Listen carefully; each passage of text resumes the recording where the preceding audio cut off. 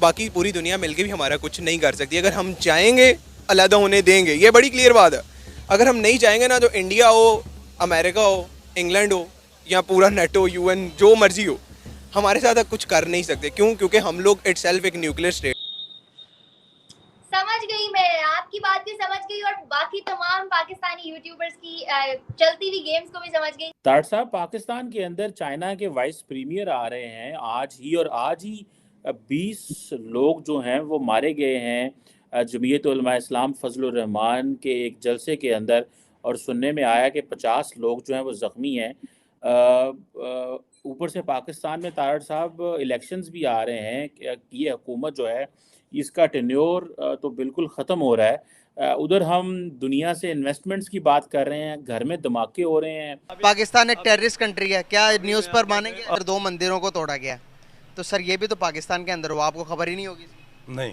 नमस्कार दोस्तों, प्यारा भारत वन में आपका स्वागत है। दोस्तों, बलूचिस्तान की निर्वासित सरकार की प्रधानमंत्री नायला कादरी इन दिनों भारत में हैं। उन्होंने पाकिस्तान के अवैध कब्जे से आज़ादी के लिए संयुक्त राष्ट्र में प्रधानमंत्री नरेंद्र मोदी के समर्थन की गुजारिश की है।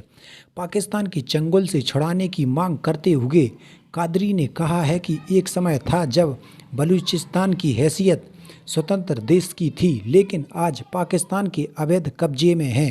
तो चलिए दोस्तों, पाक मीडिया में इस पर क्या खिचड़ी पक रही है, चलिए दोस्तों वीडियो शुरू करते हैं। इस तरह वो हमारी हैं, वो पहले इधर पाकिस्तानी थी, एग्ज़ाइल कर दिया उसको। मैं ख्याल में अब कनेडियन है, शायद यूएसए में है, तो वो इंडिया से मदद मांग रही हैं। इंडिया भी पहले इंडिया तो हमेशा से ये चाहता है कि हमारे, और जिस तरह हम 71 में 1971 में 2 लाख तो हुए थे, इसी तरह बलूचिस्तान भी लादा हो जाए, क्योंकि हमारा तो बलूचिस्तान पार्ट एंड पार्सल है, हमारा सब कुछ तो बलूचिस्तान आता है। जैसे आपको पता है कि रकबे के लिहाज से पाकिस्तान का सबसे बड़ा सूबा बलूचिस्तान है।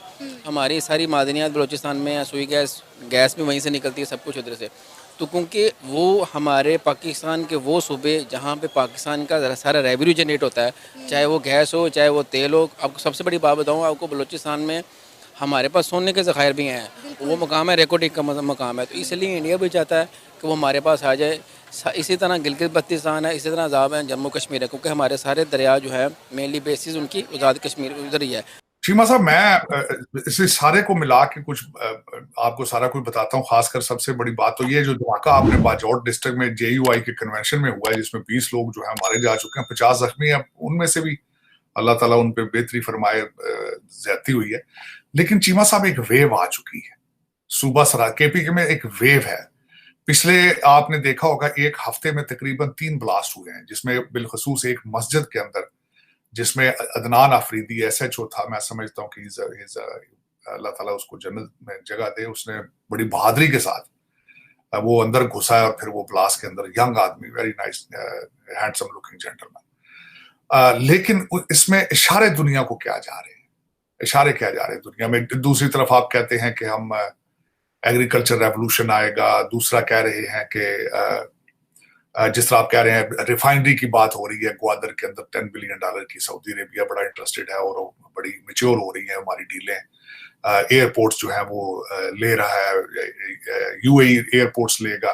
तो वो सारे जो लोग आएंगे, वो किन हालात में आएंगे, कैसे आएंगे? और दूसरा, अफसोस के साथ मैं ये कहूंगा, अफसोस के साथ, कि कुछ लोग इसके ऊपर प्रोपेगेंडा कर रहे हैं कि ये इलेक्शन डिले करने के लिए धमाके कराए जा रहे हैं।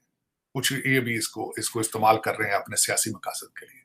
लेकिन इसमें चीमा साहब, सबसे अगर देखा जाए तो इन सारे सर्कमस्टांसेस में नुकसान किसका है? पाकिस्तान का है। किसी सियासी पार्टी का नुकसान नहीं है, पाकिस्तान का नुकसान। और उसमें मैं समझता हूं कि इसको सीरियस क्यों नहीं लिया जा रहा। अब इससे आगे हम कहां जाना चाहते हैं? जब हम रोकना चाहते हैं, हम रोक लेते हैं, सलाहियत है इनके पास रोकने की, जरबुल फसाद कर ली जाए, कभी कुछ कर लिया जाए, जो सलाहियत है, लेकिन क्यों नहीं, विल क्यों नहीं है इन चीजों को रोकने की? पाकिस्तान इज स्टिल ब्लीडिंग, और कब तक ये ब्लीड करता रहेगा? लोग कब तक मरते रहेंगे? और मैं यहाँ पे खासकर एक और चीज बताना चाहता हूँ चीमा साहब, इस हफ्ते एक बड़ा सख्त, इससे अलावा हट के चीजें हुई हैं।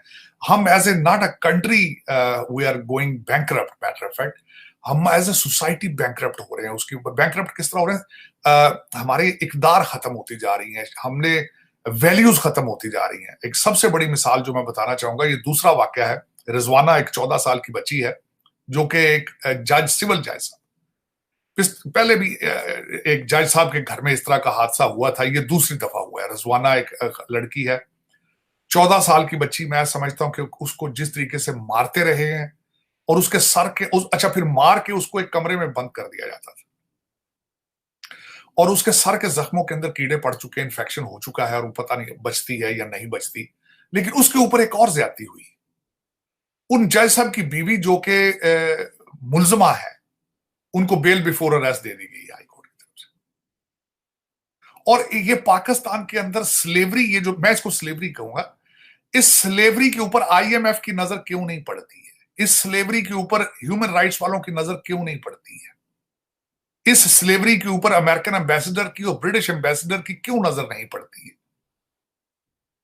और इसी स्लेवरी के ऊपर हमारा एचिसन से पड़ा, बाहर का पड़ा एक नवाबजादा जो इस वक्त सियासी जज है, उसने सो मोटो एक्शन क्यों नहीं लिया इस पे? वो क्या चाहता है? 1 साल से वो सियासत में बंदा एंगेज है, हर सियासी चीज के अंदर उसने जमानतें दी हैं, सब कुछ किया है। यहां जमीर क्यों खामोश हो जाते हैं? बल्कि पाकिस्तान बहुत बड़ा हब है अगर देखा जाए तो, क्योंकि ये एक पट्टी है पाकिस्तान जो चीन को और उससे क्या नाम है इंडिया को, अगर ये अपने कॉरिडोर देते हैं, इंडिया को भी दे देते हैं और अगर चीन को भी दे देते हैं, यहाँ से बड़ा रेवेन्यू इकट्ठा होगा, ये पाकिस्तान ठीक ठाक यानी कि तरक्की करेगा। बिल्कुल सही। यानी कि एक बात है कि जो चीज़ें आपको समझ आ रही, जो चीज़ें मुझे समझ आ रही है, क्या हमारी हाई कमीशन को समझ आएगी? दूसरे नंबर पर आज के इस टाइम के अंदर इंडिया के साथ फ्रेंडशिप करना, दोस्ती करना, फिर पुरानी बातों को बोलकर उनके साथ हाथ मिला लेना कितना ज़रूरी हो गया? मेरे ख्याल है कि इस टाइम जो वक्त की ज़रूरत है वो बहुत ज़्यादा है, क्योंकि इंडिया हमारा मोहताज है और यानी लाजुम व मलजूम है दोनों चीज़ें। सर इंडिया हमारा मोहताज किस तरह से? अगर आप देखेंगे वो तो दुनिया के सबसे बड़ी मार्केट भी है। अगर आप देखेंगे तो उनके फॉरेन रिजर्व अगर किसी भी चीज़ में, स्पेस टेक्नोलॉजी में की बात कर लेते हैं, स्पेस में चंद्रयान 3 लॉन्च कर दिया उन्होंने, कल परसों वो चंद्रयान 3 पे भी चले गए, चांद पे भी चले गए। सर इतनी सारी रिसर्च की है, इंडिया हमारा मोहताज नहीं है, हम इंडिया के मोहताज हो सकते हैं। ट्रेड करेंगे तो किसका फ़ायदा, हमारा फ़ायदा या इंडिया का?